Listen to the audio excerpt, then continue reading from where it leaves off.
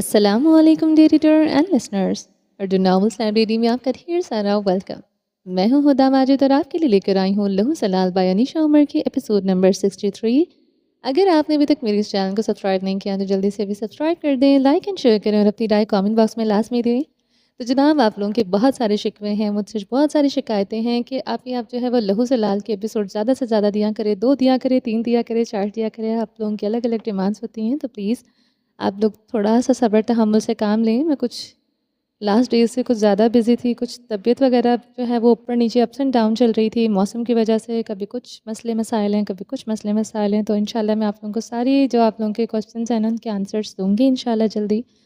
تو اور ایک نیا چینل جو ہے وہ ناولس کے لیے بنایا جا رہا ہے، تو اس پہ بھی کام چل رہا ہے۔ پھر انشاءاللہ میں آپ لوگوں سے لنک شیئر کروں گی، تو آپ لوگ مجھے وہاں جا کے سبسکرائب کر لینا، ٹھیک ہے؟ تو چلیں اسٹارٹ کرتے ہیں۔ دوپہر ہو رہی تھی۔ اس وقت اسکول بینچ پر مرجان اور یاقوت موجود تھے۔ تم جانتی ہو نا تمہیں کیا کرنا ہے؟ کچھ فاصلے پر آیت اور میرال کھڑی تھی۔ آیت نے مرجان کی جانب دیکھ کر ٹھوک نکلا، پلیز مجھ سے نہیں ہو پائے گا۔ آیت نے بھیگی سی نیلی آنکھوں سے میرال کی جانب دیکھا۔ فائن، پھر تیار رہو۔ میرال سینے پر بازو لپیٹ گئی۔ نہیں نہیں، میں جاتی ہوں۔ آیت نے حلق تر کرتے ہوئے قدم اس کی جانب بڑھا دیے، جبکہ میرال کچھ فاصلے پر کھڑی ہو گئی جہاں سے آوازیں صاف سنائی دیتی تھیں۔ ہائے یاقوت، ہائے مرجان، آیت نے اپنی روایتی انداز میں آ کر کہا تو یاقوت نے مسکرا کر اس کی جانب دیکھا۔ ہائے آیت، آؤ بیٹو، اور ایک جانب کھسک گیا۔ آیت اس کے پاس ہی بیٹھ گئی۔ کیسی ہو تم؟ یاقوت نے گردن موڑ کر آیت کو دیکھا تھا۔ میں ٹھیک، تم کیسے ہو؟ میں بھی ٹھیک۔ وہ لوگ کچھ دیر ادھر ادھر کی باتیں کرتے رہے۔ یاقوت، وہ میرے ساتھ اسکول لائبریری تک جا سکتے ہو؟ آیت نے کچھ دیر بعد میرال کی نگاہیں خود پر مرکوز پاتے ہوئے پوچھا۔ ہاں، مگر کیوں، کیا ہوا؟ وہ مجھے ایک کتاب چاہیے تھی۔ ارے تمہیں کس کتاب کی ضرورت پڑ گئی؟ یاقوت نے مانو اس کا مذاق اڑایا۔ آیت نے منہ بنا کر سینے پر بازو لپیٹے۔ میں نالائق نہیں ہوں، ہر قسم کی اردو انگلش ریڈنگ کر سکتی ہوں۔ اوکے بابا، مان گئے۔ یاقوت نے ہار مانتے ہوئے ہاتھ کھڑے کیے۔ چلو چلتے ہیں۔ وہ اٹھ کھڑا ہوا تو سامنے میرال آئی۔ کہیں جا رہے تھے؟ ہاں، اسکول لائبریری۔ کیوں؟ یاقوت نے آنکھیں سکیڑ کر اس کی جانب دیکھا۔ وہ مجھے تمہیں اپنا ہوم ورک دکھانا تھا۔ سیلف رائٹنگ میں تم اچھے ہو نا؟ اگر کوئی غلطی ہوتی تو مجھے تو بتا دیتے۔ میرال نے مایوسی سے یاقوت کو دیکھا۔ اوہ چلو ہم لائبریری سے آ جائیں، پھر دکھا دینا، مگر تب تک کلاس شروع ہو جائے گی۔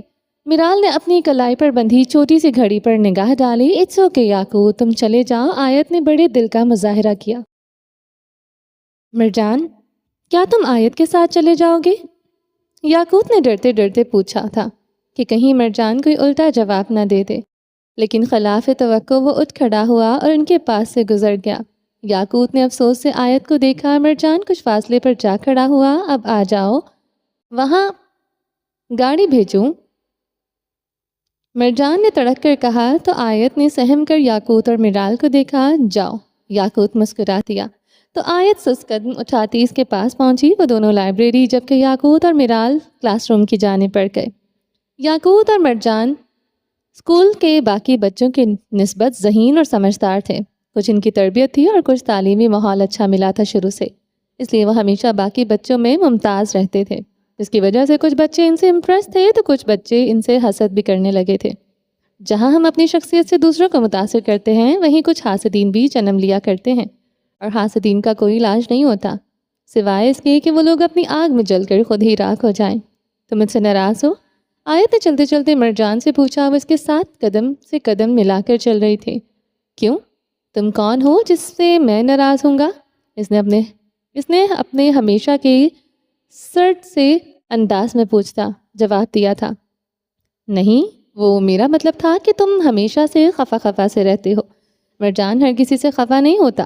وہ اس کے کسی سوال کا صحیح جواب نہیں دے رہا تھا۔ آیت نے گردن موڑ کر اس کو دیکھا۔ وہ چہرے پر بنا کسی تاثر کے چلتا جا رہا تھا۔ لائبریری کا راستہ ایڈمن بلاک کے سامنے سے ہی گزرتا تھا۔ وہ لوگ ایک روش پر چل رہے تھے جو لان کے ساتھ اونچائی پر بنی ہوئی تھی۔ اس کے ساتھ ساتھ گہرائی میں لان بنا ہوا تھا، جس میں پودے اور گلاس لگی ہوئی تھی۔ وہ چھوٹا سا لان ایڈمن بلاک کے سامنے گولائی میں بنا ہوا تھا۔ چلتے چلتے آیت کا پاؤں سلپ ہوا تو وہ روش سے نیچے گہرائی میں جا گری۔ وہ لان روش سے 3-4 فٹ گہرا تھا، اس لیے دھڑام کی آواز پر مرجان چونکا۔ آیت وہ آوازیں لگاتا پیچھے ہی کود گیا۔ آیت اوندھے منہ گری رو رہی تھی۔ آیت اٹھو! مرجان نے اس کا ہاتھ پکڑ کر اس کو اٹھنے میں مدد کی۔ آیت کے کپڑوں پر مٹی لگ چکی تھی۔ اس کے رونے کی وجہ سے ایڈمن بلاک سے کچھ ٹیچرز جو کہ اب کلاس رومز کی جانب جا رہی تھیں اس جانب آئیں۔ آیت آنکھوں پر ہاتھ رکھ کے روئے جا رہی تھی، جبکہ مرجان کبھی اس کا یونیفارم جھاڑتا تو کبھی اس کو چپ کروانے کی کوشش کرتا۔ ارے کیا ہوا بیٹا؟ ایڈمن کوآرڈینیٹر اس کی جانب آئے اور آ کر آیت کو اٹھا کر کھڑا کیا۔ آیت کی آنکھوں سے آنسو رواں تھے۔ ارے ارے کہاں چوٹ آئی؟ اس ٹیچر نے آیت کی کوہنی دیکھی جو کہ چھل چکی تھی۔ آیت بس روئے جا رہی تھی۔ میم شی نیڈز فرسٹ ایڈ۔ مرجان نے پریشان ہوتے ہوئے اس کی کوہنی دیکھنی چاہی تو آیت نے اپنا ہاتھ جھٹکے سے چھڑوایا۔ ٹیچر نے چونک کر مرجان کو دیکھا۔ میں اس کا کلاس میٹ نہیں، دوست نہیں، وہ اپنا تعارف نہیں کر پا رہا تھا۔ ہی ککڈ می۔ آیت کی روندھی ہوئی آواز آئی تو مرجان کی سیاہ آنکھیں پھیل گئی، جبکہ میم نے چونک کر آیت کو دیکھا۔ بیٹا کیا کہا آپ نے؟ اس نے مجھے دھکا دیا۔ آیت نے نیلی ڈبڈباتی آنکھوں سے مرجان کی جانب دیکھا۔ ٹیچر نے ایک سخت نگاہ مرجان پر ڈالی۔ وہ بری طرح ہڑبڑایا۔ نو آیت، آر یو میڈ؟ وہ چلایا تھا۔ آیت میڈم کے ساتھ چپک گئی۔ What is this behaviour? میم نے مرجان کو سخت کوری سے نوازا۔ وہاں کچھ شور سا بڑھا تو مزید کچھ ٹیچرز بھی وہاں چلی آئیں اور پھر مرجان اور آیت کو پرنسپل آفس لے جایا گیا، جہاں آیت کی کوہنی پر ڈریسنگ کر کے ایک چھوٹا سا بینڈیج لگایا گیا تھا۔ اب وہ ایک کرسی پر ڈبکی سی بیٹھی تھی، جبکہ مرجان آگ بگولا ہوتا اس کے سامنے کھڑا تھا۔ کیا ہوا؟ یاقوت ہڑبڑی میں اندر داخل ہوا۔ یاقوت ابراہیم، آپ کے بھائی نے آج اس بچی کو دھکا دیا ہے۔ پرنسپل نے اپنے چشموں کے اوپر سے جھانکا تو یاقوت نے بے یقینی سے مرجان کو دیکھا۔ مرجان نے فوراً نفی میں سر ہلایا، مگر وہ مرجان کے بجائے آیت کے پاس چلا آیا۔ Are you okay? یاقوت نے فکر مندی سے پوچھا۔ آیت نے اس بات میں سر ہلا دیا۔ اس کا دل کانپ رہا تھا۔ اس کو یہ کرنا تھا اپنے اسکول کی خاطر، اپنی پڑھائی کی خاطر۔ I am sorry ma'am. Yaqoot principal کی جانب متوجہ ہوا۔ میں آپ کے بابا کو کال کر رہی ہوں، انہوں نے لینڈ لائن اٹھایا، بٹ وہ مصر چلے گئے ہیں۔ یاقوت نے ایک نگاہ بھی مرجان پر نہ ڈالی۔ تو دادو ماما، آپ پلیز اس کو معاف کر دیں، یہ آئندہ نہیں کرے گا۔ یاقوت نے شرمندہ ہوتے ہوئے مرجان کی ضمانت دی۔ بٹ میں نے کچھ نہیں کیا۔ مرجان چیخا تھا، آواز نیچے۔ پرنسپل نے فوراً مرجان کو ڈپٹا۔ یاقوت نے مڑ کر افسوس سے مرجان کو دیکھا۔ تو میری بات کا یقین کیوں نہیں کر رہے؟ یہ لڑکی جھوٹ بولتی ہے۔ مرجان نے خونخوار نگاہ آیت پر ڈالی، جو کہ مزید سہم گئی۔ بس مرجان، ہم آپ کا یہ رویہ اب تک نظر انداز کرتے آئے ہیں۔ پہلے آپ نے میرال کے ساتھ اتنا کچھ کیا، اب وہ آیت۔ پہلے ہم سمجھتے تھے کہ وہ بچی شاید جھوٹ بول رہی ہے، مگر آیت جھوٹ نہیں بولتی۔ پرنسپل نے سختی سے کہتے اپنے چشمے اتارے۔ میم پلیز اس کو ایک چانس دے دیں۔ یاقوت، آپ ایک اوبیڈینٹ اور اچھے بچے ہیں، مگر ہم لوگ مرجان کو یوں معاف نہیں کر سکتے۔ کہے ہوئے پرنسپل نے دوبارہ کوئی نمبر ملایا۔ یاقوت نے بے بسی سے مرجان کو دیکھا اور رخ پھیر گیا۔ اس کا کسی نے یقین نہیں کیا تھا، اور اس میں کہیں نہ کہیں غلطی مرجان کی ہی تھی۔ وہ میرال کی وجہ سے نظروں میں آ چکا تھا، اب وہ اور سچا ہونے کے باوجود جھوٹا قرار دیا گیا تھا۔ دوپہر ہو رہی تھی، ریت کے ٹیلے تپنے لگے تھے۔ ان کی تپش نے اس قید خانے کو کسی بھی بٹی کی طرح سلگا کر رکھ دیا تھا۔ قید خانہ تاریکی میں ڈوبا ہوا تھا۔ حبس نے ماحول کو ناقابل برداشت بنا رکھا تھا۔ وہاں سے کسی کے کراہنے کی آواز آ رہی تھی۔ کوئی شخص بہت تکلیف میں معلوم ہوتا تھا، یوں جیسے کسی کی جان لبوں پر آئی ہوئی ہو۔ اونچائی پر کچھ روشن دان تھے، جن میں سے بس برائے نام ہی روشنی آتی تھی، کیونکہ وہ روشن دان بھی عمارت کے اندر ہی کھلتے تھے۔ دن کا اجالا ہوا تو روشنی اپنی جگہ بنا ہی لیا کرتی ہے۔ وہ تو رات کی تاریکی ہے جس کو چیرنے کے لیے مصنوعی سہاروں کی ضرورت پڑتی ہے۔ اسی مدھم روشنی میں ایک قید خانے کا منظر واضح ہوا تو ایک آدمی بیٹھا ہوا تھا، جبکہ دوسرا آدمی اس کی گود میں سر رکھے لیٹا ہوا تھا۔ میرے بھائی صبر کرو، یہ وقت کٹ جائے گا۔ وہ جو بیٹھا تھا وہ بھاری ہوتی آواز میں بولا۔ نہیں طارق، میرا وقت آن پہنچا ہے۔ اس نے ایک ہچکی لی۔ نہیں باکر، تم ایسا مت سوچو، دیکھنا ایک دن ہم اس قید سے ضرور باہر نکلیں گے، ایک دن ہم روشنی ضرور دیکھیں گے میرے بھائی۔ روشنی؟ اس کی سانس اٹکی۔ ہاں روشنی، یہ مصنوعی روشنی تمہیں مبارک، مجھے کچھ اور دکھائی دے رہا ہے اب۔ وہ ایک ہی سمت میں نگاہ ٹھہرا گیا تھا۔ اس کے چہرے پر ایک مسکراہٹ سی در آئی، سانس اب رک رک کر آ رہی تھی اور دھڑکن نہ ہونے کے برابر محسوس ہو رہی تھی۔ طارق نے باقر کے سینے پر ہاتھ رکھا تو وہاں سناٹا تھا۔ طارق نے جھک کر باقر کی آنکھیں دیکھی، وہ ساکت ہو چکی تھی، اس کا منہ کھلا ہوا تھا۔ اِنَّ لِلَّهِ وَإِنَّا إِلَيْهِ راجعون۔ طارق نے کپکپاتے ہاتھوں سے باقر کی آنکھیں بند کر دیں۔ وہ کچھ دیر شل سا بیٹھا رہا اور پھر اس نے باقر کا سر زمین پر رکھا اور اٹھ کر سلاخوں کے پاس آیا۔ مبارک ہو میرے بھائیوں، مبارک، وہ دیوانہ وار چلایا۔ سب نے کرب سے آنکھیں بند کر لیں۔ باقر کا سفر تمام ہوا۔ وہ لوگ جانتے تھے کیا ہوا ہے، اس لیے بس اپنی اپنی جگہ بیٹھے ہوئے آنکھیں موند گئے۔ طارق نے سامنے دیکھا تو قادر تشہد کی حالت میں بیٹھا تھا۔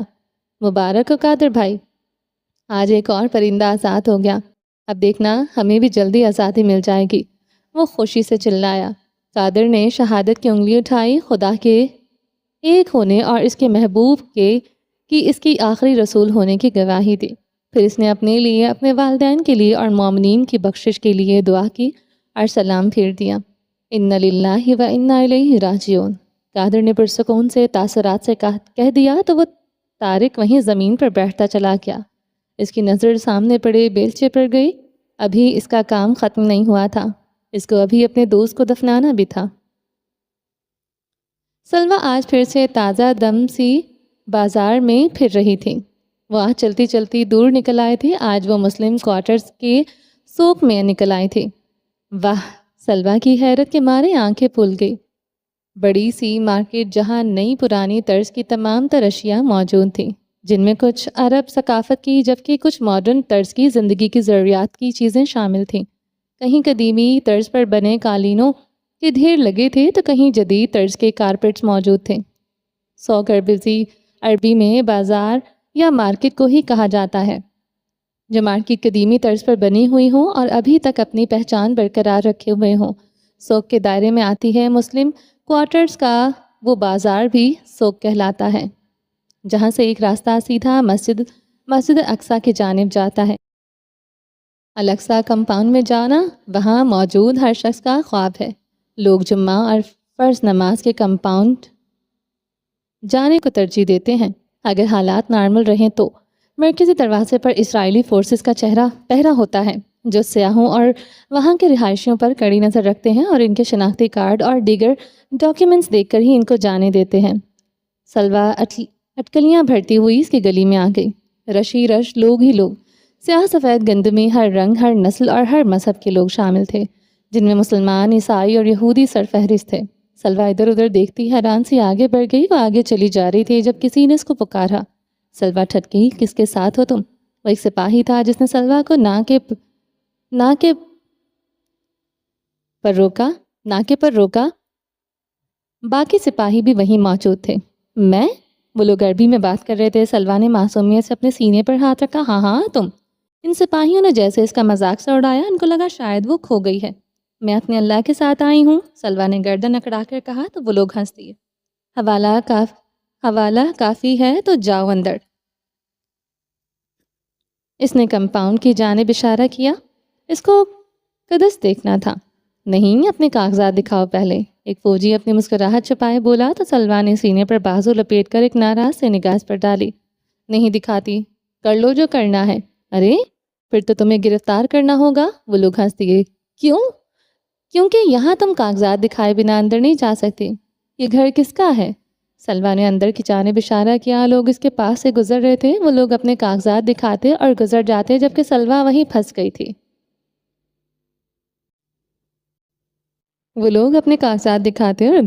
جبکہ سلویٰ وہیں پھنس گئی تھی۔ خدا کا، ایک سپاہی نے کچھ سوچ کر جواب دیا۔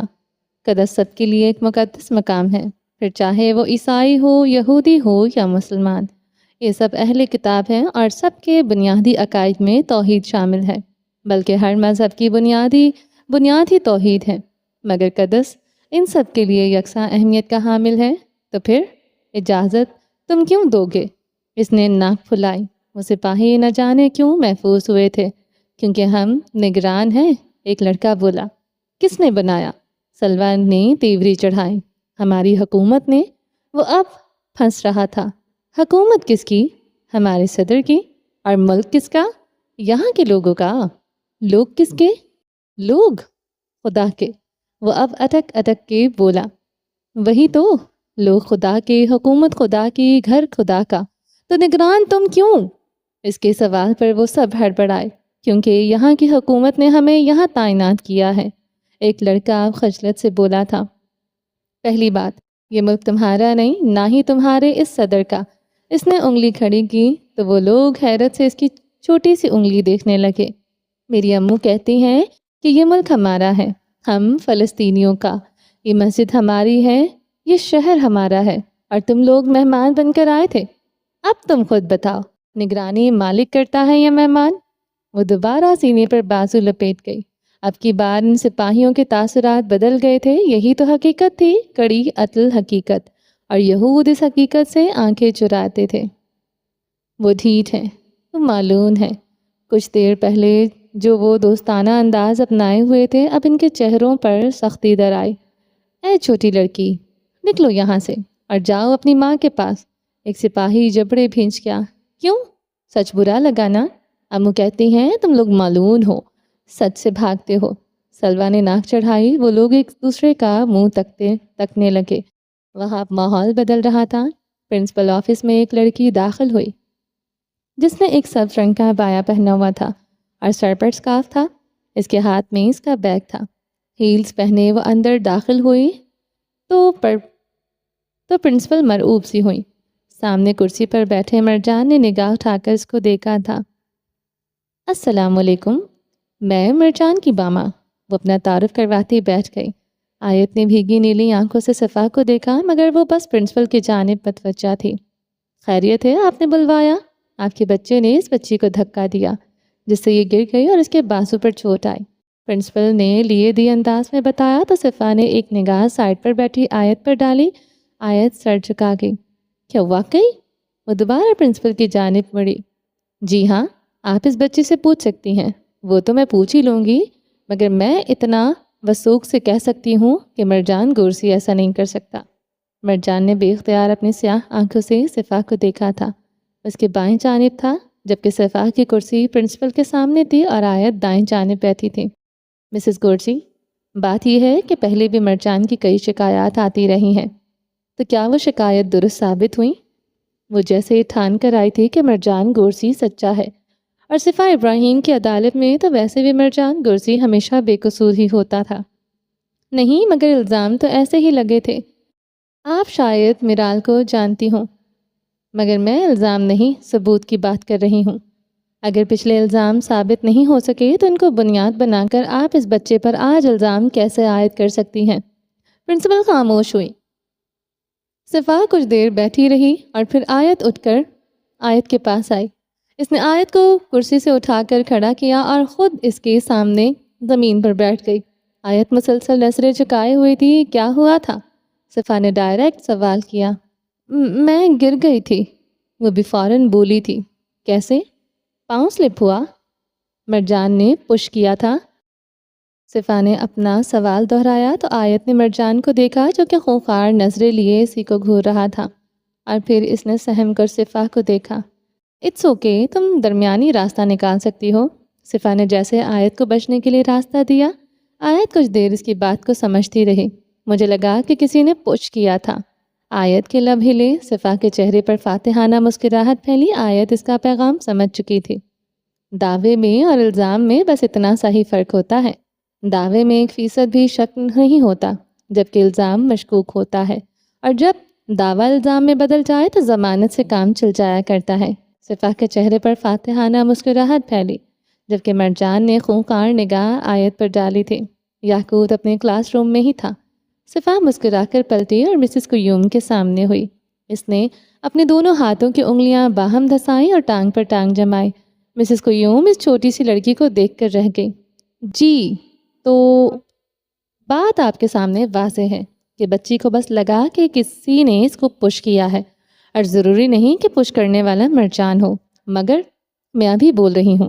صفا نے ان کو وہیں خاموش کروا دیا۔ وہ بھویں اچکا کر رہ گئی۔ ہو سکتا ہے بچی کا پاؤں پھسلا ہو، اس کو لگا کہ کسی نے اس کو پش کیا ہو، لہٰذا کسی بچے کو اس طرح ہراس کرنا بند، بنا کسی ٹھوس ثبوت کے۔ آپ جانتی ہیں اس کا انجام؟ وہ بولی تو مسز قیوم کا حلق خشک ہوا۔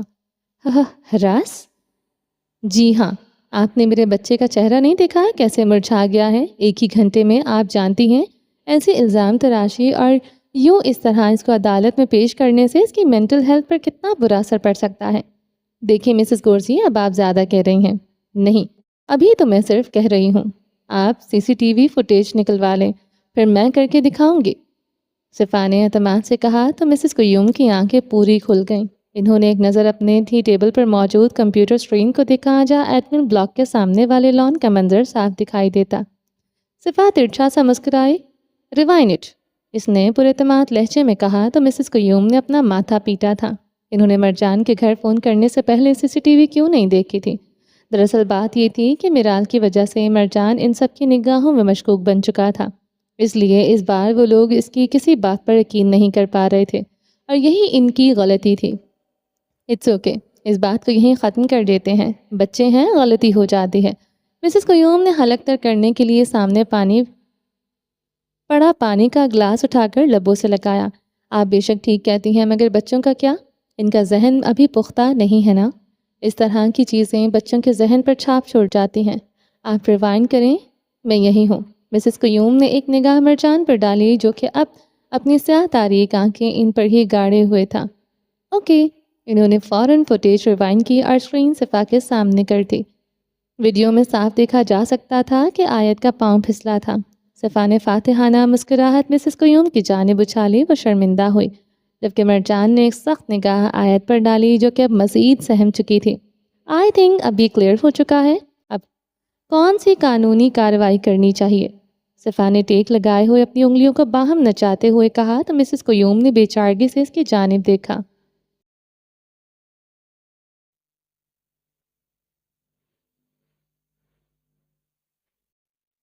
صفا کو ان کی حالت پر رحم آیا تھا۔ اٹس اوکے، وہ کہتی ہوئی آگے چکی، آپ لوگوں کی ڈیوٹی تھی، مگر آئندہ ثبوت کے بنا الزام مت لگائیے گا۔ وہ کہتی اپنا بیگ اٹھائے کھڑی ہوئی۔ مسز قیوم کی نظر صفا کے درمیانی انگلی میں موجود کاٹر رنگ پر گئی تو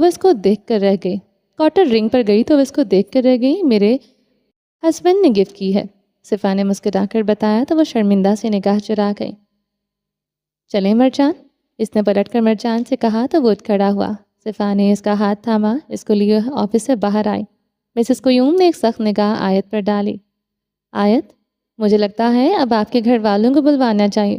نہیں میم پلیز، آیت فوراً منمنائی۔ Are you okay? وہ اس کے سامنے زمین پر بیٹھی تھی، اونچی ہیلز کے باعث وہ بآسانی مرجان کی آنکھوں میں دیکھ سکتی تھی، مگر مرجان نظریں چکائے ہوئے تھا۔ کیا تم مجھ سے کچھ چھپا رہے ہو مرجان کرسی؟ مرجان نے سیاہ آنکھیں اٹھائیں تو ان میں نمی تھی۔ اس کے حلق میں ایک بار پھر سے درد اٹھا تھا۔ وہ سامنے بیٹھی لڑکی پر بھروسہ کرنا چاہتا تھا، وہ اس کے گلے لگنا چاہتا تھا اور وہ اس کی آغوش میں چہرہ چھپا کر رونا چاہتا تھا، کیونکہ کسی نے اس کا اعتبار نہیں کیا تھا سوائے صفا ابراہیم کے، مگر وہ خاموش رہا۔ اٹس اوکے، صفا نے خود ہی آگے بڑھ کر مرجان کو اپنے ساتھ لگایا۔ وہ خاموش کھڑا رہا۔ صفا نے اپنا بیگ اٹھایا اور اٹھ کر کھڑی ہوئی۔ اس نے پلٹ کر دیکھا تو آیت اپنی نیلی آنکھوں میں پانی بھرے کھڑی تھی۔ صفا کا دل کسی نے مٹھی میں لیا تھا۔ صفا فوراً اس کے پاس گئی اور اس کے ہاتھ تھامے۔ آیت نے کھچکی لی۔ کیا ہوا میری جان؟ صفا نے محبت سے پچکارا تو مرجان نے کڑ کر ان دونوں کو دیکھا۔ وہ لوگ اب میرا اسکول بند کروا دیں گے۔ آیت نے ایک ہاتھ سے اپنی آنکھ رگڑی۔ میری جان، کون کروائے گا؟ صفا بری طرح ہڑبڑائی تھی۔ وہ تائی جان، میڈم نے کہا وہ میری شکایت کریں گی، اس نے سسکتے ہوئے کہا تو صفا کا دل نہ جانے کتنے ٹکڑوں میں تقسیم ہوا۔ کوئی کسی کی شکایت نہیں لگائے گا، اسکول سے کوئی نہیں نکلوا رہا۔ اگر بابا ہوتے تو میڈم ایسے نہ کہتی۔ اس نے اور ہچکی لی تو صفا کا دل اب کی بار ریسا ریسا ہوا تھا، ساتھ ہی اس کو مسز قیوم پر ایک بار پھر سے غصہ آیا۔ کاش مرجان کی طرح میرے پاس بھی ماما ہوتی، وہ ناک پونچھتی ہوئی بولے جا رہی تھی۔ بچی تھی نا، جانے کب سے سہمی بیٹھی تھی، ذرا سا کمفرٹ زون ملا تو اپنے دل کا غبار نکالنے لگی۔ آؤ میرے ساتھ۔ صفا نے آیت کا ہاتھ تھاما۔ اس کا رخ ایک بار پھر سے مسز قیوم کے آفس کی جانب تھا۔ مرجان اپنے کلاس روم میں چلا گیا تھا۔ میری ماں یہاں نہیں ہے اور مجھے کمپاؤنڈ دیکھنا ہے۔ وہ بچی ابھی تک وہیں کھڑی ضد لگائے ہوئی تھی۔ ان فوجیوں کے ماتھے پر بل پڑ گئے۔ جاؤ یہاں سے، ایک آدمی ذرا سخت انداز میں بولا۔ کیوں؟ تمہارے باپ کی جگہ ہے؟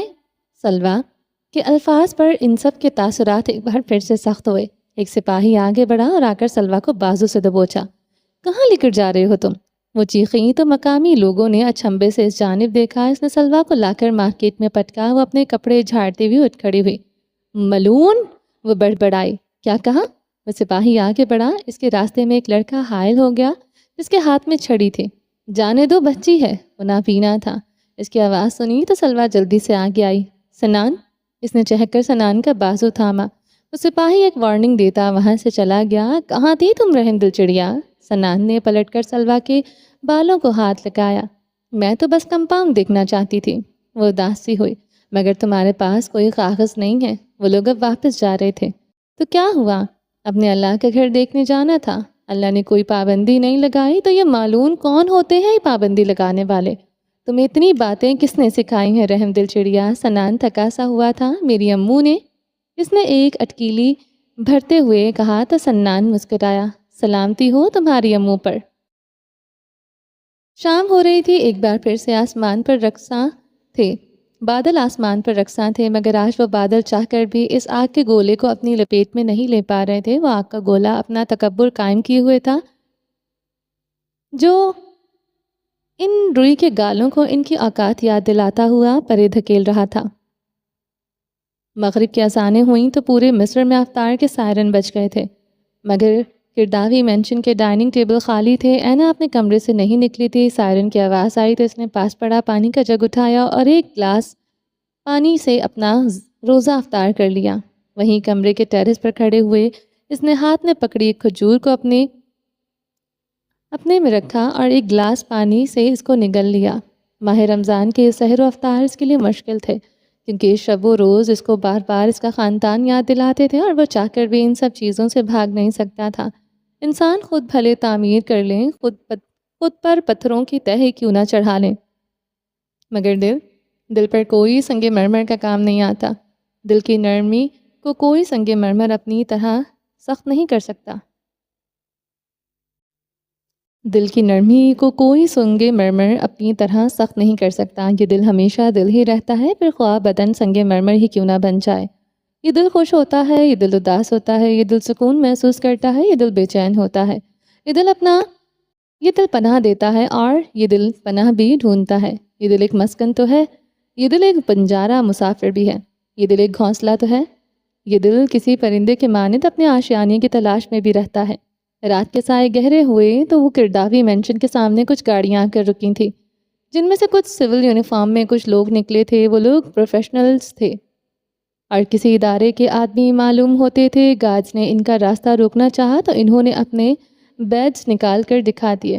ایک عجیب ہلچل سی مچ گئی تھی۔ گارڈز اندر کی جانب لپکے تاکہ وہ اپنے مالک کو خبردار کر سکیں، مگر ان کے پیچھے وہ آفیسرز چلے آ رہے تھے۔ ایک گارڈ ہڑبڑی میں لاؤنج میں داخل ہوا تو سامنے ملازم کھڑا تھا۔ باس کہاں ہے؟ اس نے بے چینی سے پوچھا۔ وہ اشارہ کر رہے ہیں، خیریت؟ کہاں ہے اس وقت؟ وہ دہاڑا۔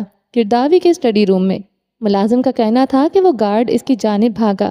آفیسرز بھی اس کے پیچھے ہی چل دیے تھے۔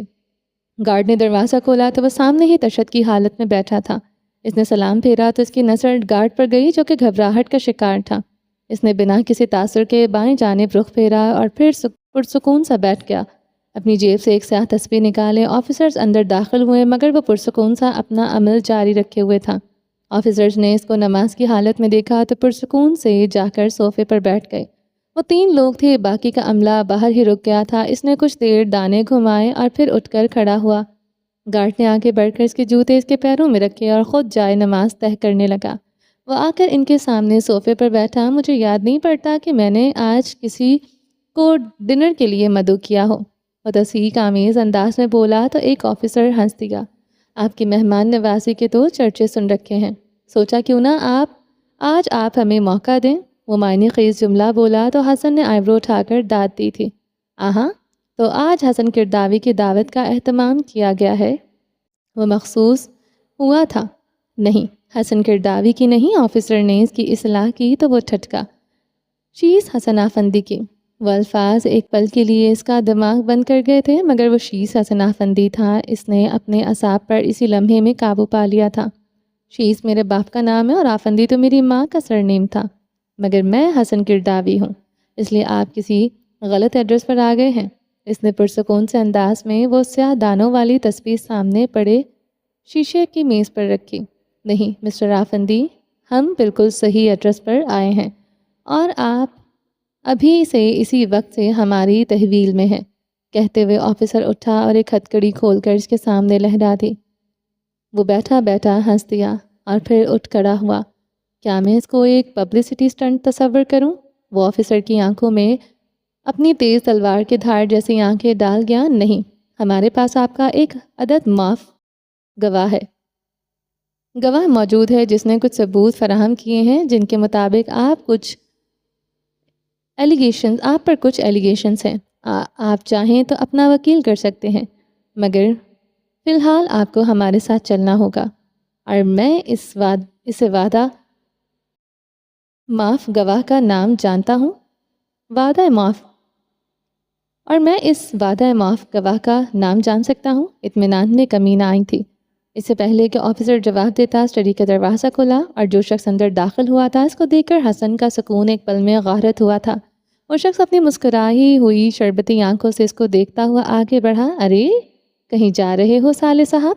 اس نے آ کر حسن کے کندھے پر ہاتھ رکھا۔ حسن جبڑے بھینچ گیا، ایک وہی تو شخص تھا جو اس کو زیر کرنے کی طاقت رکھتا تھا۔ حسن نے ایک نگاہ اٹھائی اور اس کی شربتی آنکھوں میں دیکھا۔ خلاف توقع شربتی آنکھوں میں کوئی شعلے روشن نہ تھے، بلکہ وہ آنکھیں پرسکون تھی جیسے ڈوبتے ہوئے سورج کی ٹھنڈی روشنی ہو۔